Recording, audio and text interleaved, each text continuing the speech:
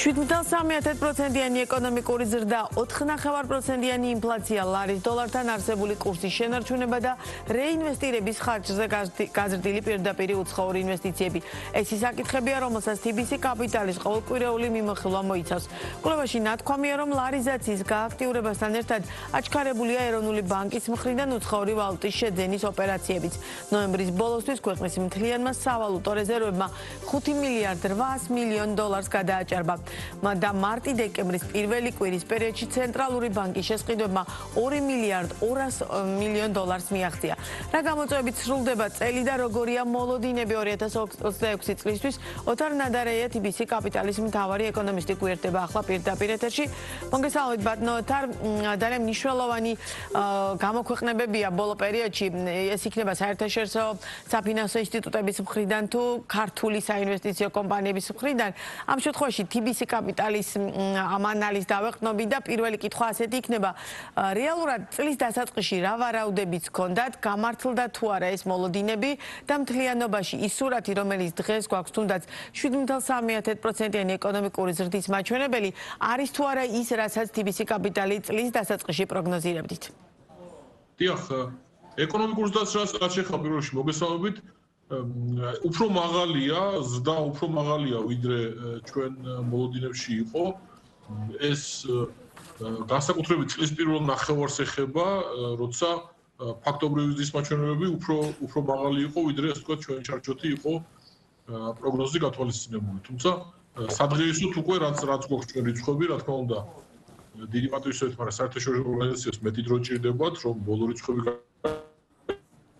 გათვალისწინონ, ახლა უკვე 6% ნამდვილად ვერ გამოვა ხოს და იმიტომ რომ რაც არის უკვე რიცხვები ის ცოტა ხან დარჩა, თან თქვენ იცით რომ ჩვენ გვაქვს საშუალება TBC-ის უნაღდო ანგარიშსწორებების გამოვაქვეყნოთ, ანუ ჩვენ უკვე ნოემბერიც გამოვაქვეყნეთ და იქ აქედან გამომდინარე დაახლოებით თქვენაც აღნიშნეთ ეს 7.3 არის წლიური ზრდის პროგნოზი, რომელიც კიდევ ერთხელ უფრო წლის პირველი ნახევრის ხარჯზე უფრო მაღალია ვიდრე ჩვენი მოლოდინი.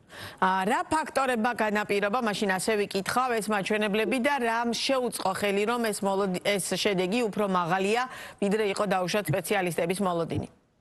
ბევრი მიმართულება, რო თქვა ჩვენ რომ მაინც ერთი სექტორია, ასე ნამდვილად არ არის.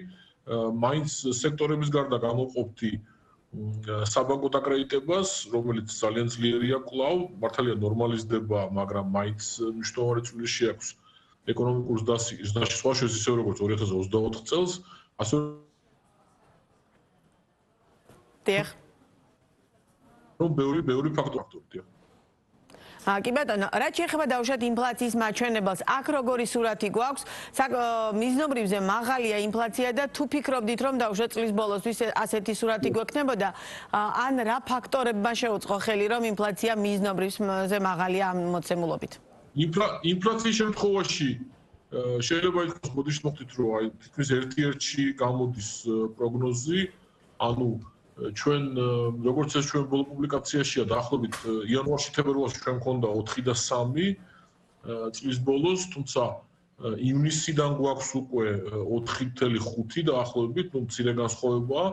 რაც შეეხება თვითონ ინფლაციის ტენდენციას, აქ ტელემაყურებელს რო აუხსნათ, მოკლედ მართალია წლიური ინფლაცია იზრდებოდა ბოლო პერიოდში, ბოლო თვემდე, თუმცა ჩვენ თუ შევხედათ უფრო ანალიტიკურად თვესთან, ანუ ყოველთვიურ ინფლაციას, ის უკვე ანუ მაგალითად ერთია ვთქვათ ოქტომბერთან და მეორეა ოქტომბერი-სექტემბერთან, ხო, ანუ ოქტომბერი-სექტემბერთან უფრო ბოლოდროინდელ დინამიკას აჩვენებს, ანუ ამ კუთხით ნორმალიზება სახეზეა რეალურად, ამიტომ ესეც სურპრიზი არ არის, დაახლოებით 4.5 არის ჩვენი პროგნოზი, რა თქმა უნდა, იგივე სურსათმოქმედების და სხვა ფაქტორების გათვალისწინებით ეს არ არის მარტივი საკითხი, თუმცა სამიზნესთან ახლოს უფრო 26 წელს ვფიქრობთ, რომ ინფლაცია იქნება.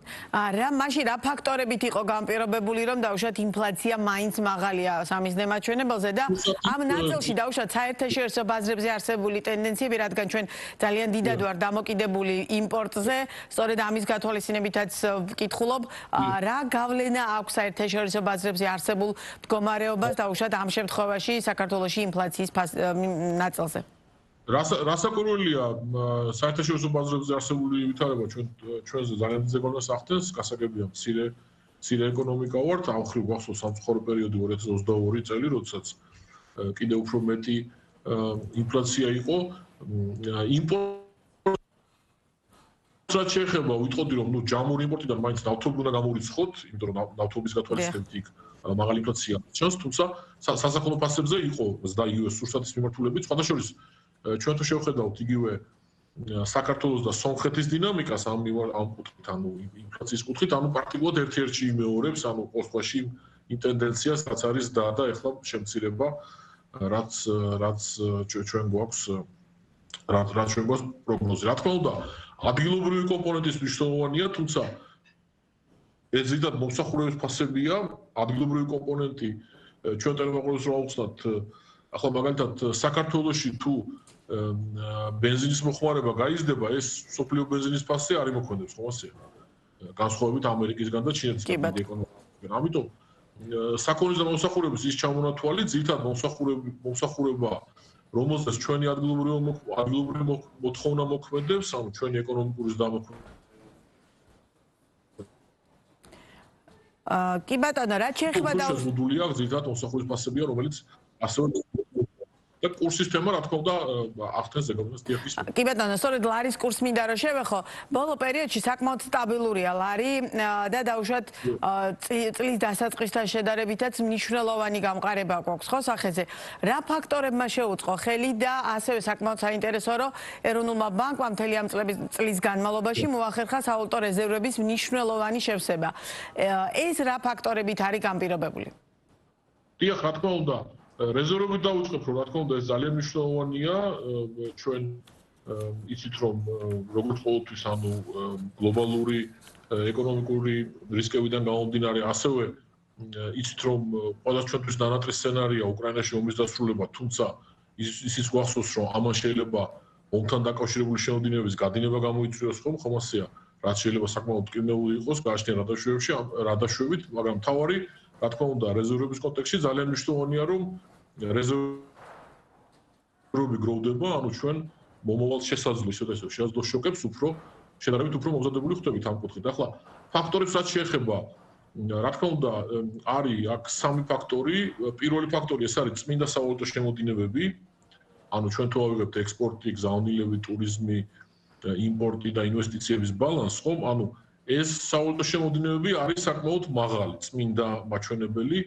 აქ უნდა დავამატო, რომ წმინდა სავალუტო შემოდინებების პოზიტიურ დინამიკას ნაწილობრივ განაპირობებს მანქანების რეექსპორტი, იმიტომ რომ ბოლო თვეებში, როგორც ეს ჩვენ პუბლიკაციაშია და ზოგადად ცნობილია, მანქანების რეექსპორტი პოზიტიურ ნიშნულზე, ანუ ჩვენ ბევრად უფრო მეტი მანქანა გადის ჩვენგან ექსპორტზე, ვიდრე იმპორტზე შემოდის, რაც რა თქმა უნდა მდგრადი არ არის, ხომ? იმ მარტივ მიზეზის გამო, რომ არ ვაწარმოებთ ჩვენ მანქანებს, ხომ ასე? ანუ ბოლო თვეების განმავლობაში უფრო მარაგები რაც იყო მანქანები, ის გავიდა ექსპორტზე, თუმცა მანქანების გარეშეც და ესეც არის ჩვენ ტერმინოლოგიურად დიახ. საყურადღებო ვისაც საინტერესო ჩვენ პუბლიკაციაში არის წმინდა სავალუტო შემოდინებები მანქანები რომ გამოვიწყოთ როგორ იქნება და აქაც ჩვენ გვაქვს გაუმჯობესება, ანუ წინასწარმეტყველში ეს ერთი ფაქტორი, მეორე ფაქტორი რა თქმა უნდა არის კონვერტაციები, თქვენ გახსოვთ რომ შარშან არჩევნების პერიოდში მნიშვნელოვანი თანხები გადახურდავდა ლარიდან დეპოზიტები ვალუტაში და ეს ეროვნული ბანკის ინვესტიციებმა ინტერვენციებმა უკაცრავად დააბალანსა. წელს რა მოხდა? როდესაც ფიზიკურმა და იურიდიულ პირებმა ნახეს რომ ლარის გაუფასურება არ მოხდა, ეს თანხები უკან გადმოხურდავდა. კი ბატონო. აქ მილიარდზე მეტ დოლარზე საუბრობთ, ხომ? ეს მეორე ფაქტორი და მესამე ფაქტორი რა თქმა უნდა ვიტყოდი რომ დოლარის კურსი საერთაშორისო მასშტაბით კვლავ ძლიერია, ანუ დოლარი არ არის სუსტი, ძლიერია ისევ, რაც რა თქმა უნდა მის შემდგომ გაუფასურების ალბათობა ზრდის, თუმცა წელს ვიცით რომ დოლარი დასუსტდა, ხომ ესეა მნიშვნელოვნად, ამიტომ ხომ ასე? ამიტომ თავისთავად ჩვენ თუ ლარის კურსზე ვსაუბრობთ და იცით ჩემი აზრით, ლარი ევროზე უნდა ვსაუბროთ უფრო მეტს ვიდრე ლარი დოლარზე. კი ბატონო. მაგრამ უფრო მეტს ლარი დოლარზე ვსაუბრობთ, ეხლა ბუნებრივია რომ წელს დოლარის დასუსტებამ ლარი დოლარის წყვილზე პოზიტიურად იმოქმედა. ეს სამი ფაქტორი, ამ სამი ფაქტორის ერთობლივობა არის. კი ბატონო, ძალიან დიდი მადლობა ოთარ ნადარაია იყო ბიზნეს პარტნიორის პირდაპირ ეთერის სტუმარი.